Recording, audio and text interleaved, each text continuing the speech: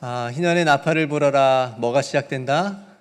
희망이 시작된다. 네, 이제 올해 희년의 해에 우리 교회 희년의 비전입니다. 여러분 입에서 많이 선포하시고 또 새벽마다 또 주일마다 우리가 희년을 향한 공동 기도도 함께 드리고 있으니까 희망이 시작되는 우리 교회 이미 시작된 줄로 믿고 또 그 희망이 여러분들의 삶에서 계속적으로 또 일어날 수 있기를 주님의 이름으로 축복합니다. 오늘은 예수님이 왕이신 이유, 예수님이 우리의 왕이신 이유라고 하는 제목으로 말씀을 나누겠습니다. 여러분 학교 다니실 때 어렸을 적 한번 생각해 보시면서 나는 대장이었다.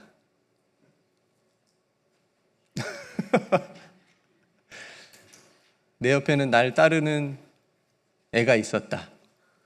혹시 그런 분 있으세요? 우리 박세철 집사님, 인상은 거의 대장이신데, 네. 어렸을 때, 저도 생각나는 친구가 있어요. 저 국민학교 때, 그 친구가 대장이었어요.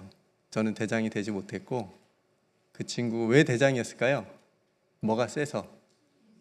싸움을 잘했어요. 학교에서 제일 잘했어요. 저랑 같은 동네 살았는데, 근데 나쁜 짱은 아니었고 좋은 짱이었어요. 그 힘을 나쁘게 사용하지 않았고 좀 약한 친구들을 많이 도와줬고 특별히 저를 또 많이 챙겨줬습니다. 한 동네여서 그랬는지 몰라도 또 많이 챙겨줘서 기억이 나고 그 친구 옆에는 늘 따라다니는 또 친구들이 있었어요. 그 왼팔 오른팔이 있었던 걸로 기억을 해요. 그래서 걔가 뭐 시키면 바로 갔다 오고. 그러니까 지금 생각해 보면 그런 거죠. 막 이렇게 좀 잘못된 이제 그런 걸 수도 있는데 저 어렸을 때 그랬던 것 같아요. 아무튼 힘이 그때는 어떤 계급을 아이들 사이에서 만들었고요. 어른이 돼서 보니까 뭐가 계급이 되죠? 여러분들을 못 느끼며 살아가나요? 돈이 계급이더라고요. 돈이 많은 사람이 아무튼 가장 높은 자리에 올라가서 없는 사람들이 이렇게 조금 그런 세상인 것처럼 보여요. 제 눈에는. 그렇지 않을 수도 있지만 계급이 엄연히 존재하는 세상을 우리가 살아가고 있습니다. 그 옛날 우리 신분제도가 있었을 때에 그 당시 최고의 정점의 자리는 누가 있었죠? 왕이 있었습니다. 왕. 그래서 이 왕의 역사가 굉장히 길어요. 인류 사회가 어떤 조직이나 공동체나 나라를 이루면서 시작되었을 때부터 이제 왕이 있었으니까 제가 설교를 준비하면서 찾아보니까요, 지금도 왕이 있더라고요. 왕이 있는 나라들이 몇 나라나 될까요? 찍어보실래요? 영국도 왕이 있어요. 일본도 왕이 있어요. 네. 아프리카도 어떤 나라들은 왕이 있어요. 28개 나라가 왕이 있대요. 지금도. 물론 이제 지금은 어떤 상징적인 의미로서의 왕이라는 그런 이제 다스리진 않지만 나라로 실제적으로 그 왕이라는 사람들이, 그런데 정말 반면에 실제적인 권력을 가지고 다스리는 나라들이 10나라나 돼요. 10개의 나라들은 실제적으로 다스린대요. 우리나라도 뭐 고조선부터 해가지고 불과 몇십 년 전만 해도 대한제국이 있었잖아요. 왕이 다스렸단 말이에요. 그래서 꽤 오랜 시간 그 왕의 다스림을 받은 나라였고 그 왕의 이제 아래로 다양한 신분들이 존재를 했었죠. 그래서 조선 시대만 해도 몇백 년 동안 뭐 양반이 있었고 중인이라고 하는 신분이 있었고 천민이라고 하는 또 신분들이 있었잖아요. 그래서 우리나라 사람들은 그게 좀 많은 것 같아요. 나는 양반이다. 나는 양반이다. 그래서 뭐 족보 얘기하고 자기 뭐 멧돼손 얘기하고 저 양반입니다. 저는 진주광씨 굉장히 뼈대 있는 가문이에요. 위로 올라가 보면 여러분 다 아시는 강감찬 장군께서 제 위쪽에 계십니다. 그래서 자랑스러워하고 그래서 우스갯소리로 뭐 나는 뭐 이렇다 자기 족보 얘기하면서 몇 년 전인가요? 저 미국에 있는데 저희 사촌 형님께서 족보를 보내주셨어요. 이메일로. 그러니까 중간에 멧돼손 할아버지가 족보를 좀 형편이 어려워서 파셨나 봐.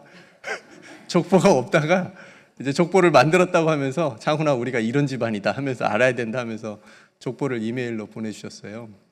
어쨌든 이제 그런 의식들이 신분에 대한 의식들이 이제 우리의 의식 저변에 무의식적으로 이제 깔려 있는 거죠. 여러분 역사를 좀 더 공부를 해보면 성골, 진골, 육두품이라고 하는 말 들어보셨죠? 공부하셨죠? 이게 어느 나라 시대일까요? 네, 신라 시대. 공부 열심히 하셨네요. 신라 시대. 그러니까 성골은 뭘까요? 성골. 왕족입니다. 예, 그러니까 다 왕이에요. 그러니까 왕족이에요. 그 다음에 진골은 한쪽이 부모님이 무조건 왕족이어야 돼요. 한쪽은 아니어도 되지만 그래서 진골. 또 그 다음부터는 이제 육두품, 오두품, 사두품 이제 이런 식으로 이제 신분이 나눠가는데 제가 신학교 가 보니까 이 제도를 가지고 얘기를 하더라고요. 같은 신학생들을 이렇게 나눠요. 성골은 누구를 의미할까요? 성골 신학생. 아빠가 목사님. 아빠가 목사님 성골이라고 얘기하더라고요. 진골은요? 아빠가 장로님.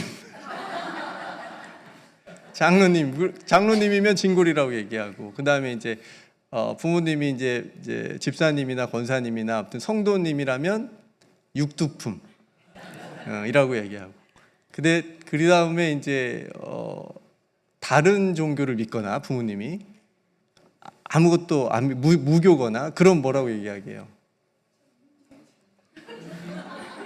해골. 이건 이제 지어낸 거겠죠? 해골이라고 얘기하고.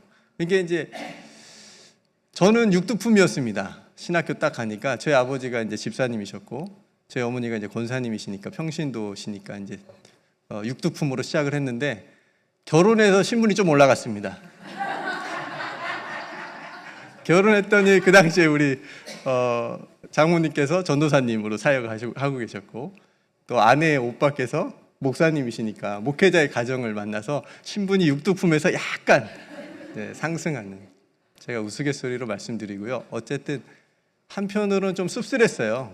신학교에조차 이렇게 이런 신분을 나누는구나. 왜 이런 얘기가 나왔냐면 아버지가 목회자거나 장로님이면 목회를 하는데 좀 어느 정도 좀 도움을 받겠죠. 그리고 또 목회지를 구하는 데 있어서도 어떤 그런 영향들이 있었으니까 이제 그래서 그런 얘기를 하는데, 어쨌든 여러분들에게 말씀드리고 싶은 것은 우리들의 신분은 우리가 죄인이었다가 하나님의 자녀로의 신분, 이게 가장 중요하고 이 신분의 상승만 잊지 않고 살면 된다. 아멘.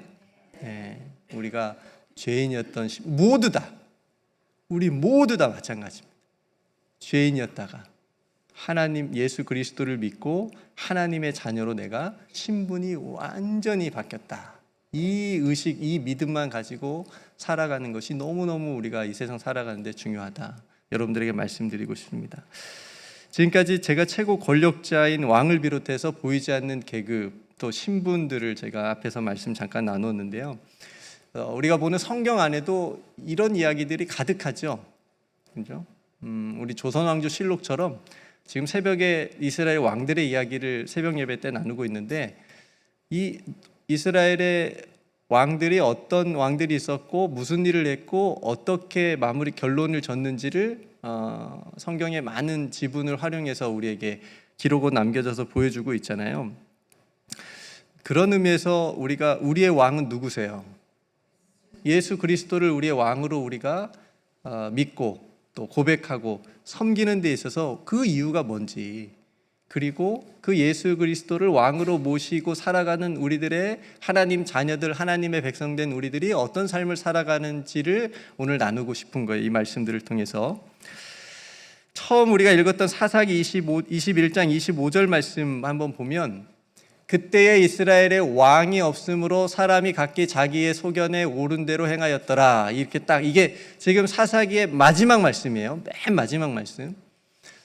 사사기에 이스라엘에 왕이 없었다라고 하는 말씀이 4번 정도 나오는데, 사사기가 여러분 어떤 책인지 아시죠? 사사기는 왕이 없었어요, 정말로. 그러니까 혼란의 시대였어요. 지도자가 없었기 때문에. 사사기 이전에는 이스라엘 백성들을 누가 이끌었어요? 위대한 지도자가 있었죠. 홍해를 건너게 하고. 모세가 있었죠. 모세가 죽고 난 다음에 여호수아가 있었고, 여호수아가 죽고 난 다음에 없었어요. 그러니까 이제 이스라엘 백성들이 하나님을 섬기지 않고 떠나기도 했었고, 우상을 섬기기도 했었고, 외적으로는 바깥에 나라들이, 이방 나라들이 침략을 해가지고 어려움에 빠지기도 했었고, 그럴 때에 누굴 세워요? 사사들을 하나님께서 세우셔서 구원하셨단 말이죠. 그 구원해 놓으면 또 죄를 짓고 또 우상을 섬기고 또 회개하고, 하나님이 사사 세우셔서 또 구원하시고, 이게 이제 사사기의 반복적인 이야기들이 그 안에 남겨져 있어요. 여러분들이 잘 아는 사사, 대표적인 사사가 누가 있어요? 생각나는 사사. 힘이 제일 센 삼손이라고 하나요? 네, 삼손이 있었어요. 그러니까 그런 사사 시대에 이스라엘의 왕이 없으므로 사람이 자기의 각기 소견에 옳은 대로 행하였더라. 그러니까 여기서 이스라엘의 왕이 없다라는 얘기는 정치적인 어떤 지도자의 부재를 말하는 의미도 있지만, 이스라엘은 누가 왕이었어요? 하나님이 왕이셨어요. 근데 그 하나님의 왕 되심을 거부한 거예요, 이스라엘 백성들이. 우리가 하나님의 더 이상 다스림을 받지 않겠습니다 라고 말하면서 살아가는 시대가 사사 시대였다는, 그래서 우상을 섬기기도 했던 거고요. 그러니까 그런 시대에 그렇게 시대가 돼버리니까 사람이 자기의 소견에 옳은 대로, 내 생각이 맞아, 네 생각은 틀렸어, 내 말이 맞아, 이렇게 자기의 옳은 대로 행하는 그런 악한 시대를 사사기 시대가 우리에게 보여주고 있는 거죠. 그러니까 영적인 혼돈과 무질서의 시대가 사사 시대였다라고 하는 겁니다. 여러분, 법도 없고 기준도 없고 각자 자기의 말이나 생각이 옳다고 여기면서 행하는 사회를 한번 생각해 보십시오. 어떻게 될까요? 사회가 무법천지가 되는 거죠. 길 운전하러 가는데 습사 사인이 없어요. 그냥 자기가 옳다고, 자기가 먼저 왔다고 생각하고 막 가보세요. 무조건 사고 나죠. 근데 스탑 사인이 다 있으니까 멈추고 기다리고 사고가 안 나고 지켜지는 거잖아요, 교통이. 그러니까 그런 것처럼 만약에 그렇지 않다면 결국은 힘이 강한 자가 약한 자를 억압하는 폭력적인 사회가 될 거라고요. 이렇게 혼돈의 사회가 계속되자 이스라엘이 이렇게 생각합니다. 아, 우리가 왜 그렇지? 왜 이렇게 살아가는 거지? 우리에게 왕이 없구나. 그러니까 하나님 자신들의 왕 대신 하나님께로 돌아갈 생각은 안 하고, 우리가 다른 나라들처럼 왕이 없어서 이렇게 산다라고 생각을 했던 거예요. 그래서 사무엘상 2번째 말씀 여러분 기억해 보십시오.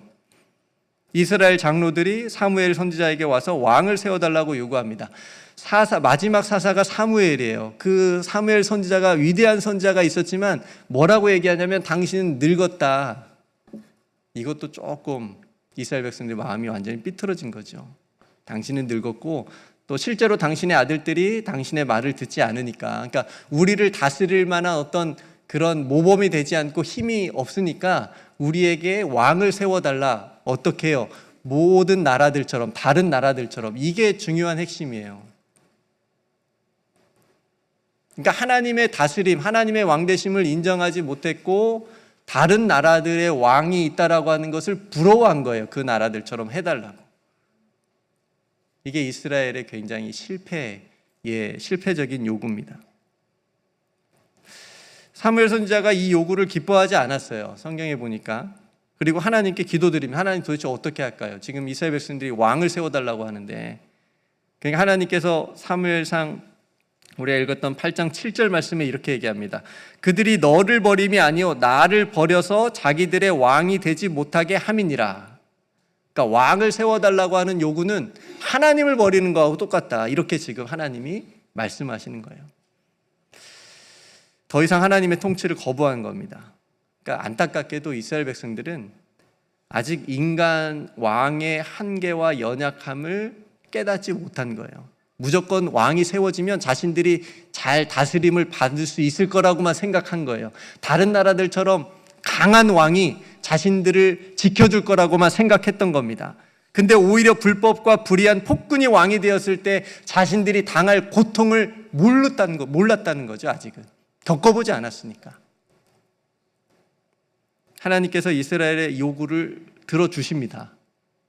그래서 초대 왕으로 누가 세워지죠? 사울이 세워지고 그 다음 다윗이 세워지고 솔로몬이 죄를 지어서 왕국이 분열되어서 39명의 이스라엘과 남유다 북이스라엘의 왕들이 세워지게 되는데 대부분 악한 왕들이었어요. 선한 왕들이 별로 없었어요. 아합이라는 왕은 여러분 아시죠? 백성의 포도원을 빼앗으려고 죽이기까지 합니다. 이런 악한 일을 한 왕들이 대부분이었다는 거죠. 그렇게 악한 왕의 잔혹함과 권력의 욕망을 대표적으로 보여준 왕이 세 번째 우리가 읽은 누가복음 본문의 누구다?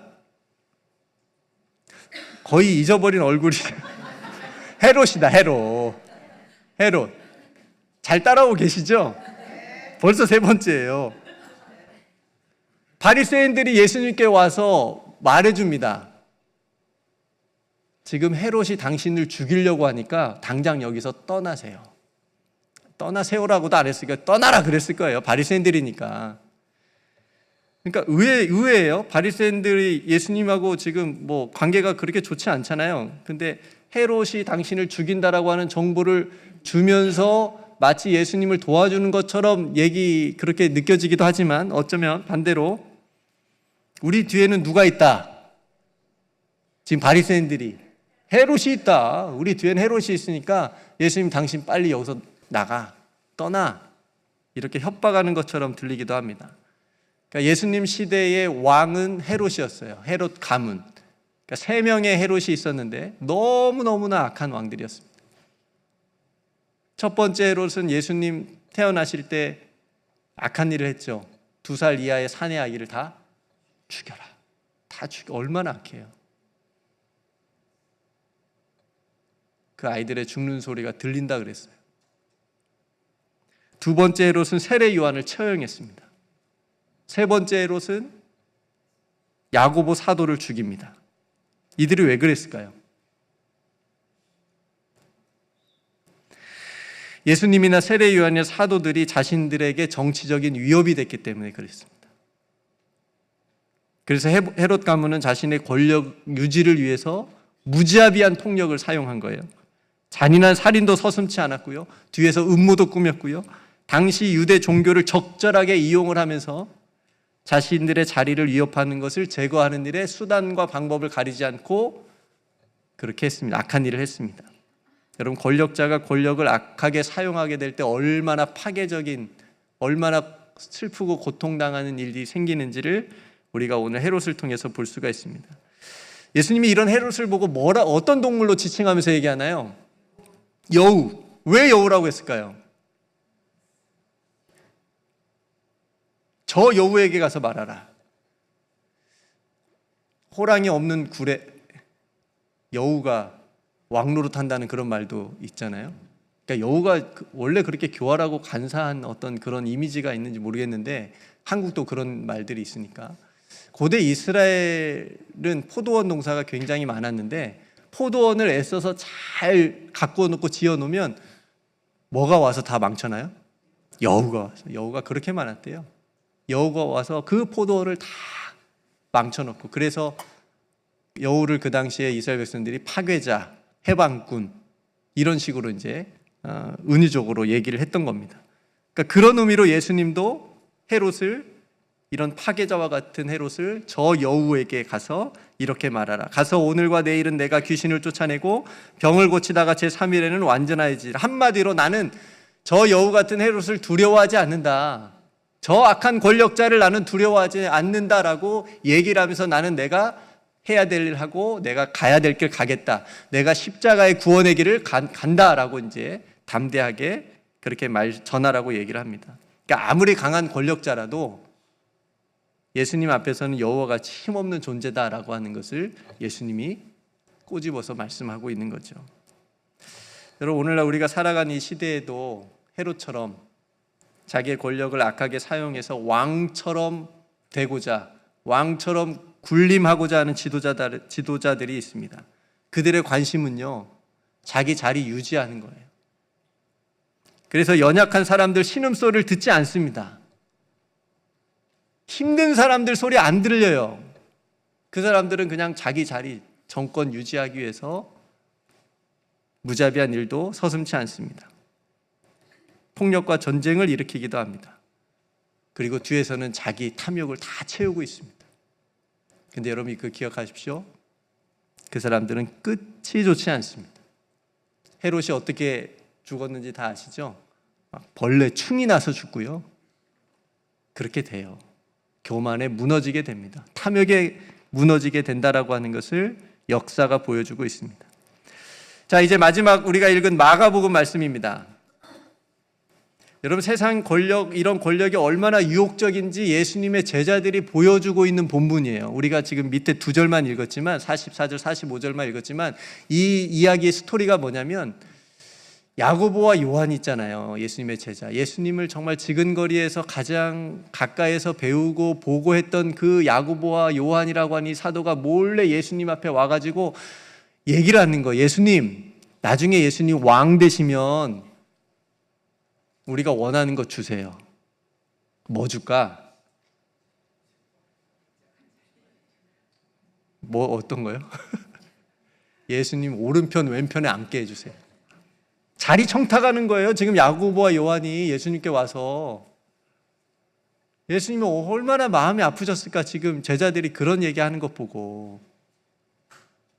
그래서 이런 얘기 하잖아요. 너희가 지금 내가 가는 길을 알고 그런 걸 요구하는 거냐. 내가 지금 마셔야 될 이 잔이 어떤 잔인지 알고 지금 너희들이 그걸 요구하는 거냐. 내 옆에 오른쪽 왼쪽 자리가 어떤 자리인지 알고 너희들이 그런 걸 요구하냐. 근데 열제자는 더 과간이에요. 지금 열제자는 모르고 있었잖아요. 지금 두 제자가 가서 청탁하는지 로비하는지. 열 제자가 듣고 뭐라고 해. 니네들 그러면 안 돼. 예수님이 지금 어떤 길을 가는데 이런 게 아니라 화를 내요 막.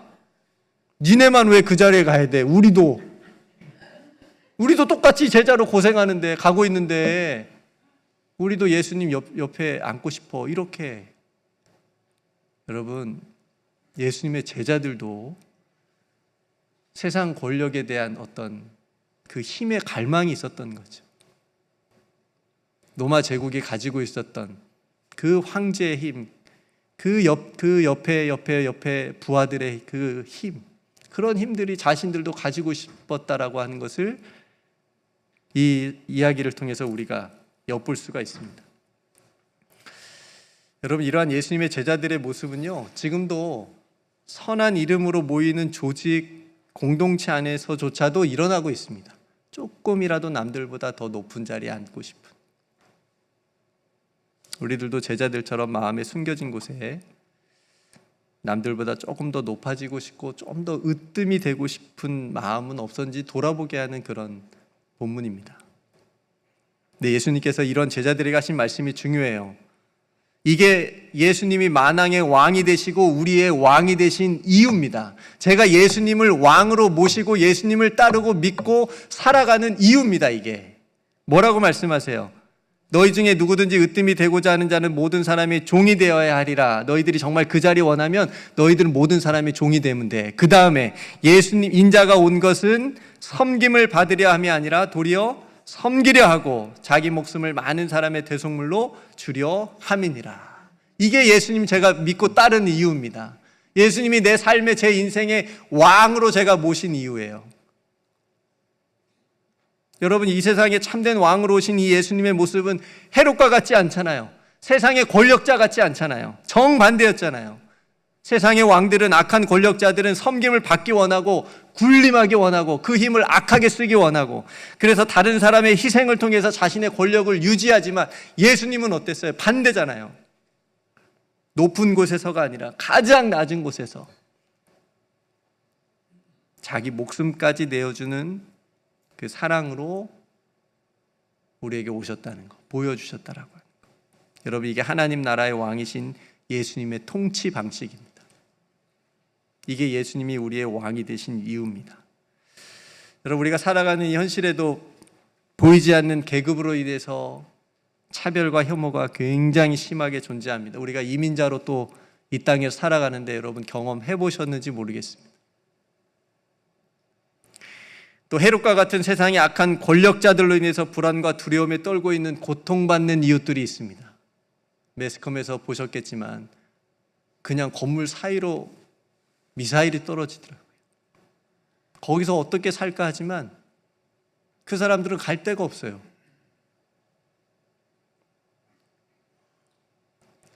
오늘 참된 왕으로 예수님을 모시고 살아가는 그리스도인으로서 저와 여러분들에게 예수님이 오늘 말씀하신 것은 그들을 두려워하지 마라. 두려워하지 말고 예수님이 가신 대로 예수님이 보여주신 삶을 너희들이 살아가면 더디 오더라도 정의와 평화의 하나님 나라가 반드시 오게 될 것이다. 이게 우리에게 주신 하나님의 말씀입니다. 우리 개인적인 삶과 신앙에서 조금 눈을 들어서 우리 주변에 고통받는 이웃들, 두려워하는 이웃들을 위해서 기도하고 예수님처럼 그렇게 사랑하고 섬길 수 있는 저와 여러분들이 되기를 주님의 이름으로 축복합니다. 이것이 예수님을 여러분들의 삶의 왕으로 모시고 살아가는 하나님 나라의 백성의 삶입니다. 세상 권력과 힘의 높은 자리가 아니라 더 낮은 자리로 섬기는 자리로 나아가셔서 거기서 이루어지는 하나님의 나라를 저와 여러분들이 경험할 수 있기를 주님의 이름으로 축복합니다. 그 자리가 바로 이 자리가 되기를 정말 간절히 소망합니다. 함께 기도하겠습니다.